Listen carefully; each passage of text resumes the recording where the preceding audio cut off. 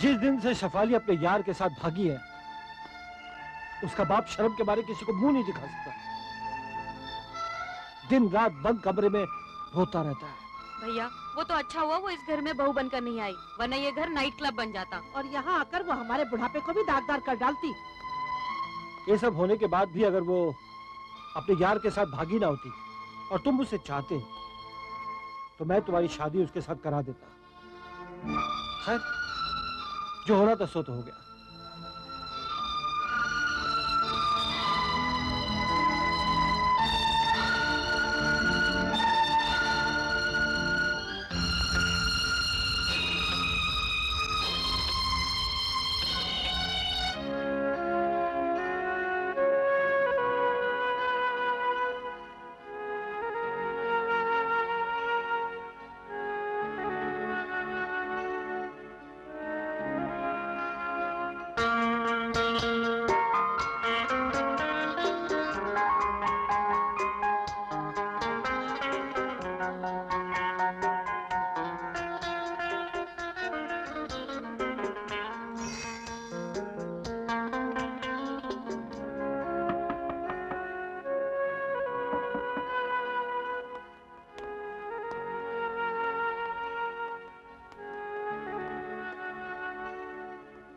बेटा, हमने एक लड़की देखी है, अगर तुम्हें पसंद हो तो हम रिश्ते की बात चलाएं। पापा मैं भी शादी नहीं करूंगा। शादी कर लो बेटा। हम पति पत्नी तो वो पके हुए फल हैं जो जीवन की डाली से कभी भी टूटकर गिर सकते हैं। बेटे, हमारी ये आखिरी इच्छा पूरी कर दो ताकि मरते समय हमें कोई गम ना हो। बेटे शंकर, बेटा हमने तुम्हारी हर इच्छा पूरी की है, इस बार हमें निराश मत करो। ऐसी लड़की के बारे में क्या सोचना जो बच्चलन थी, उसे तुम्हारा जरा भी ख्याल नहीं था और तुम्हें धोखा देकर चली गई।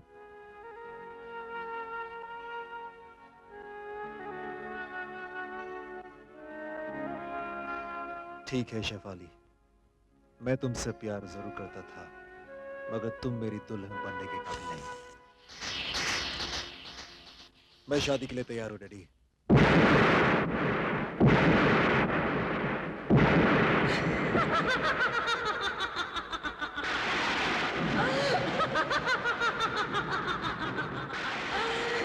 भानु प्रताप, अब तू और तेरा खानदान मेरे कहर के सैलाब में डूब जाएगा। तेरे बेटे शंकर ने दूसरी शादी करके मेरे साथ नाइंसाफी की है। मेरी जगह तेरे घर में कोई भी दूसरी बहू आएगी, मैं उसे अपनी रूहानी ताकत से पकड़ूंगी और तेरे खानदान को और तुम सबको अपने खूनी शिकंजे में जकड़ूंगी। भानु प्रताप,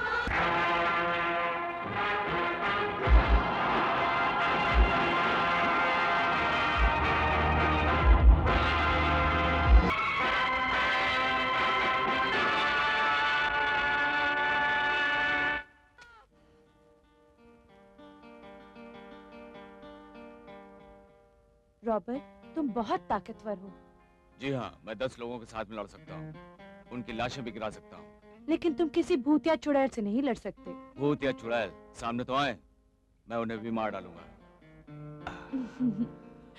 पहले तू तो आज सामने।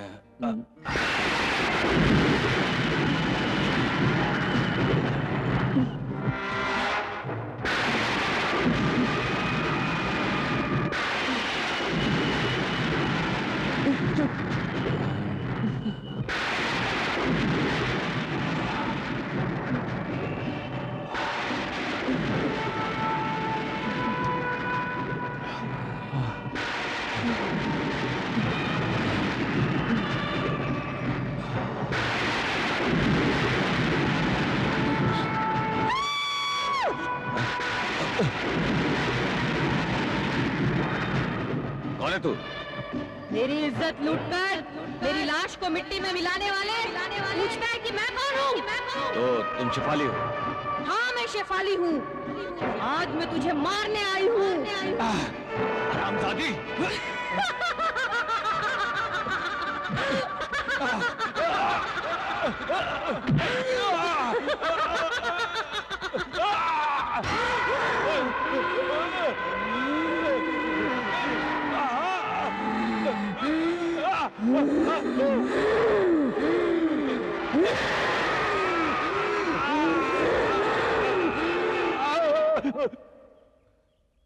कितना भयानक सपना था।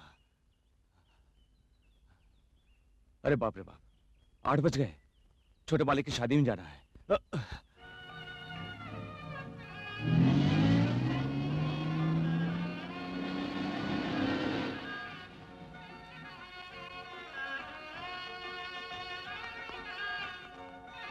आ गई हमारे घर की लक्ष्मी आ गई। जैसे ही बहू के पैर हमारे घर में पड़ेंगे, घर में उजाला ही उजाला हो जाएगा और बदनसीबी का मुंह काला। भाभी, इस परिवार की परंपरा है कि जब भी कोई नई दुल्हन गृह प्रवेश करती है तो उसे थाली में पैर रखकर अंदर आना पड़ता है, ताकि कोई बात अशुभ ना हो, सब शुभ शुभ हो। हाँ बहू, तुम्हें इस थाली में पैर रख के ही घर में आना है।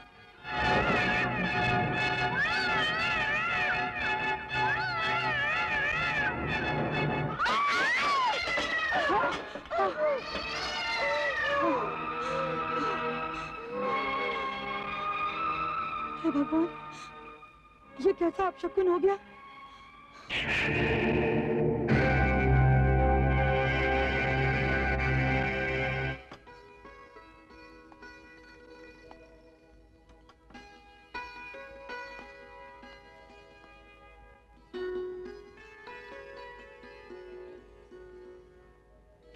इस हसीन मुखड़े को जो चांद का टुकड़ा है, हाथों के बादल बनाकर उससे छुपाने की कोशिश मत करो। चुम्ब दो मुझे हर उस किरण को जो तुम्हारे चमकते हुए चेहरे से निकल रही है।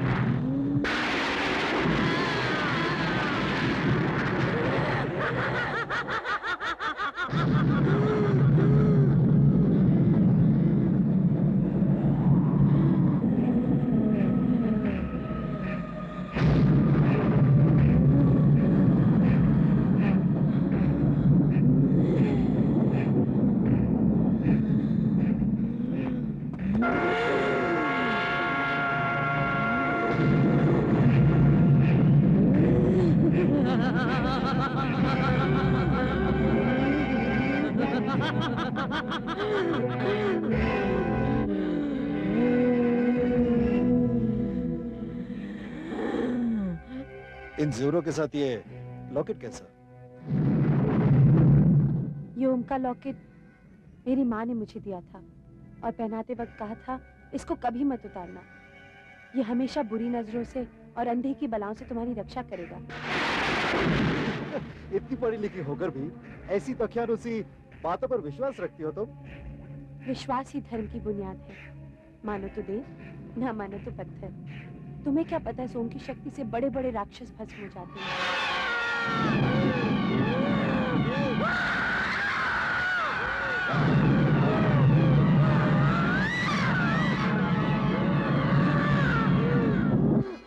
अच्छा सुनो, 2 दिन के बाद मैं लंदन जा रहा हूँ।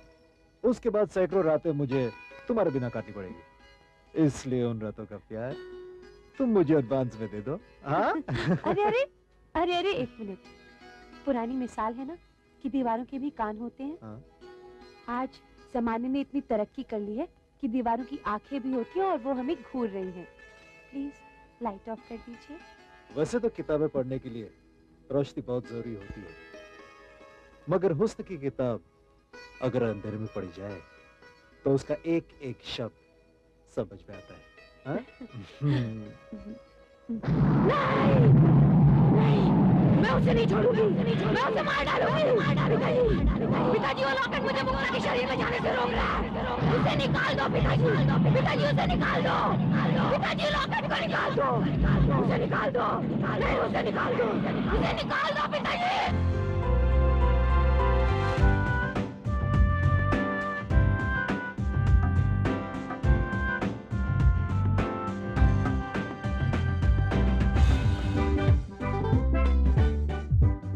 रोज रोज आते हो, देखते हो और चले जाते हो, ऐसे क्या बात है? हाँ, मैं तो बस यही बंगला देख रहा था।